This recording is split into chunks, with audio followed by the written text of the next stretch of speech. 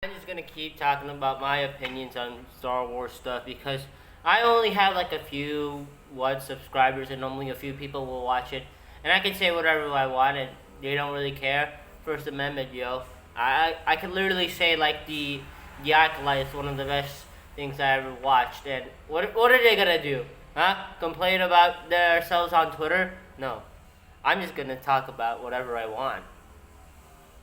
Welcome back to another Star Wars rant. Well, not a rant. Today, I finally finished The Mandalorian Season 1, 2, and 3 because I had to go through the somewhat god-awful show of the Book of Boba Fett. I know I had to go through there to understand Season 3 because there was a time that I was watching Season 2 and then straight to Season 3. There were some things I didn't realize that like, oh shoot, I gotta go out here immediately and watch the Book of Boba Fett because the Book of Boba Fett should have just been called The Mandalorian Season 2.5. I know that's the original complaint, the most complaints of people were having, and yeah, I did watch it. I did watch season 3, but before that, I did watch the Book of Boba Fett. And I did enjoy it. There's absolutely like I get there's some things wrong, like somewhat the action and the pacing of it. Everything was either boring or it was just so much talking about like the situations on what's going on in Mos Espa. But that's not the problem now. Today we're gonna talk about the Mandalorian season 3 and mostly just the entire Mandalorian show because I think next year is gonna be the Mandalorian movie and I'm definitely gonna watch that. So yeah, we're doing the classic 10, the small 10s, and the big 10s, like the music, the writing, the music, the backgrounds, the CGIs, the acting, and so forth on the action. Before that, let me just recap a few things. If you don't know anything about the Mandalorian, or you've already caught up to the Mandalorian but just didn't remember. Oh yeah, but the beginning, spoiler alert in the beginning, so I don't, let you guys get spoiled. I put some uncopyrighted music behind me just in case. So, starting from the Mandalorian season 1, it started with Mando, Din Djarin. He was a bounty hunter, but he was also just using his bounty hunting skills to collect Beskar from the guild. This guild is supposedly just a bunch of group of bounty hunters working together. There's one job that he has to do, which is, find this thing and kill it. But then you realize it's Baby Yoda. It's Grogu, which is one of the most cutest things I've ever seen in my entire life. Yes, I was a big Baby Yoda fan, big Grogu fan. And after that, they bond together and they find a place where they need to go. And some of them were just mostly about like him adventuring with Grogu. I already told you I don't remember much about season 1 and season 2, but I basically shared that season 2. I'm pretty sure this is how they were also another adventuring with Grogu, and that's all I guess. Until like in the end of season 2, where Grogu finally returns to like Luke Skywalker, and then season 3 is basically. Let's do some more plot holes and this and that to gather up and retake Mandalore. Let's go into the big 5. First, let's start with backgrounds. I really love it when we're not just in some kind of sand planet. That's always been complaint of Star Wars. They're always going to some kind of sand planet wherever they, just like in the Book of Boba Fett, they never went anywhere but just in Tatooine. That's all there is. Yeah, I think it's also great. I really enjoyed everyone there, especially when I like when they don't show Din's face, and I couldn't tell any emotion. I don't know if he was like, whenever he's shaking his friend's hand, which is like, nice to meet you. They do like some sort of like super secret handshake, and all he did was, I don't know, because that's how I like about the things about Mandalorian culture. We don't know what their feelings or what their emotions are. It doesn't matter because the whole thing of Mandalorian is they don't show their face. And then there's and then there's the music. The music's pretty good. I really love the initial song, like the Mandalorian theme. It was pretty good. A lot of good songs, like obviously John Williams was always gonna score Star Wars. I mean, John Williams I've worked at many Star Wars songs before. All right, now we get to so many other things. Let's talk about the main thing about Mandalorian, Grogu's bond with Din Djarin.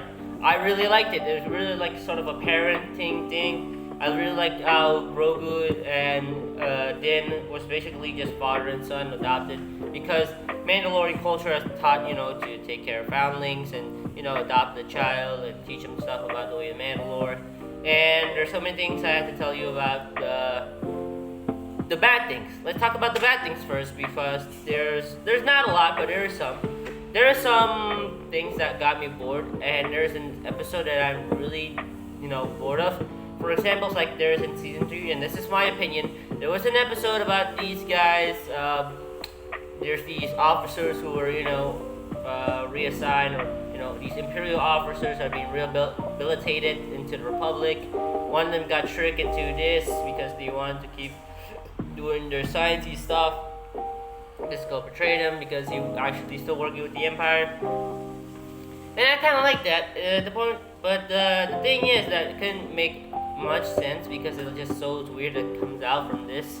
It could have been from anything else, but it's fine. It's fine. There's also so many fillers here, such as the examples of like when Grogu and Din had to bring this lady frog alien with his eggs, and the time Grogu would keep eating the eggs, and I don't know why because they had to use sublight thrusters to go from Mount Kalmar to the destination, because if they go to hyperspace their eggs will die.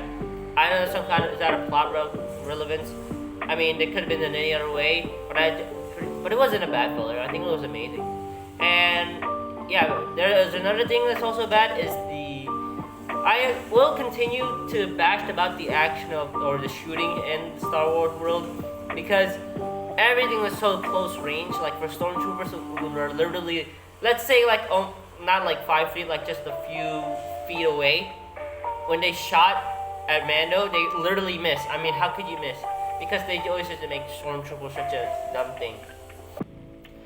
Now, for the whole story, I really loved it. I really loved about, mostly of Din Djarin got to do a side quest of, living in the bathe in the living waters, and realize Mandalore is alive. They try to retake Mandalore is a good thing. And there was also Bo-Katan. Another thing I really think about Bo-Katan is like, she's such a hypocrite sometimes, but also I understand where she's going, because if you don't watch Rebels and the Clone Wars, you probably wouldn't understand what Bo-Katan is doing, because he was literally making the promise to destroy it, and everything was going great because because Bo-Katan was literally doing that.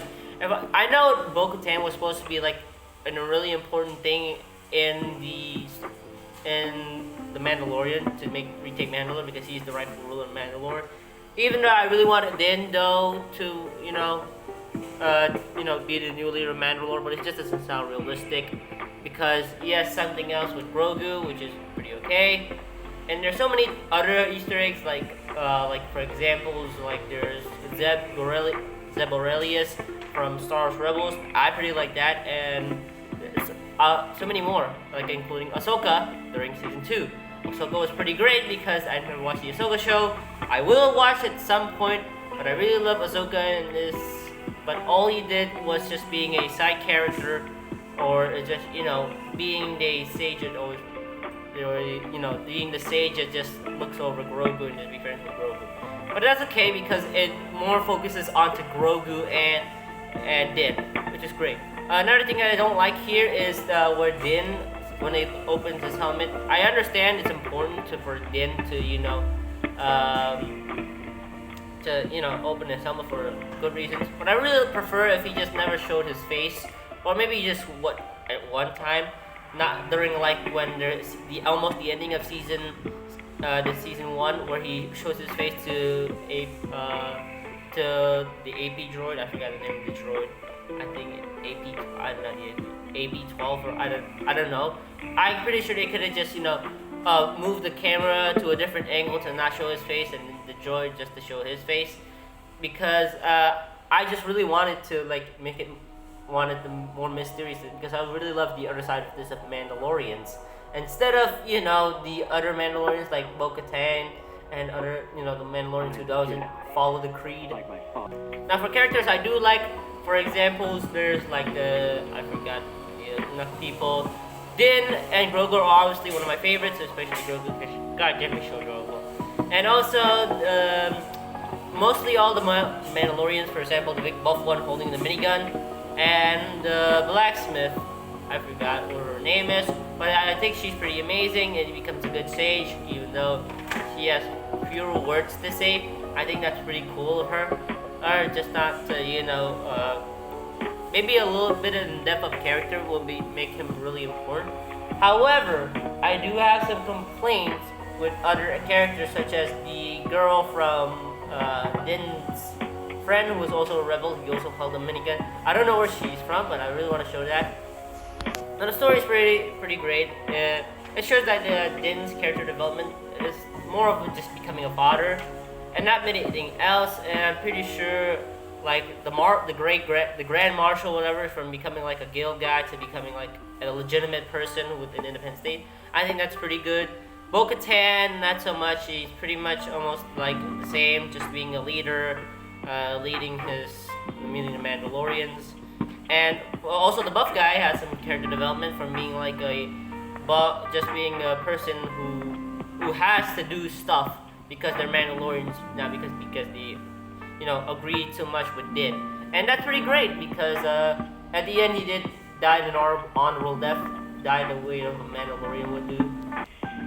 Now enough for the Grand Marshal from the villain there. Now let's caught up to like actual villains. I know the villain is the Empire at some time, but also there's a bit of knick-knack where they shows like, oh, the Republic is just the same thing, man. They're just doing this like the Empire, because they're shown during at season 3. And it's pretty not much that, because the Empire have done a lot worse, like literally destroying the entire planet of Mandalore, which is also our main character and our main villain, Gustavo Fring from Breaking Bad, also known as Moff Gideon. I think Moff Gideon is a really good villain, and I think he's still okay and an okay villain until season 3, because he's still menacing, and but at times like he knows that he's weak. He doesn't show like he's really afraid, but I guess during like season 3 when he says, "I'm going to build an army of Guard troopers with the Force and Beskar. I'm making an entire goddamn unit because long live the Empire and stuff," which is pretty good for him. I really enjoy his character and I really like him because he was just a good villain, and I'm pretty sure there's nothing wrong what he did. Well, except for the part where he just almost surrenders himself and fights. He's supposed to be surviving it, but he's just also, making his clones for, the Empire. Oh yeah, and speaking of the clones and the Empire thing, there's also a bit of nod to the Project Necromancer, because it is really important for almost everything, because in the Bad Batch is also Project Necromancer. There's so much Project Necromancer, it's in, a bit of knick-knack in the Mandalorian. Now for the ending. I really kind of liked it, because not too much. I'm pretty sure like the war to retake Mandalore was a bit fast and not too many people. I guess there's not too many people because there's not too many Mandalorians and not too many Imperials as well.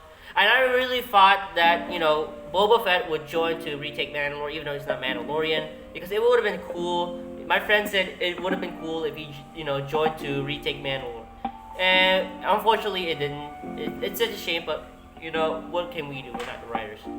And the action is pretty good until the ending, but it wasn't like heart-wrenching or gut-wrenching at all, because we know all the people are going to survive. But it just wasn't too exciting about the ending. It also like contracts to season 3, all the problems with that. So in the end, it also like Din and Grogu just in the land, some like farmers relaxing while Grogu's doing a bunch of weird stuff. And yes, Mandalore has been retaken, and both Mandalorians, like the Orthodox Christians, the Christian Mandalorian, the Catholic Mandalorians, and other Mandalorians get together, which is pretty good. I can't wait to see what comes next, and probably in the Mandalorian. So yeah, that's it. Basically, the Mandalorian season 1, 2, and 3.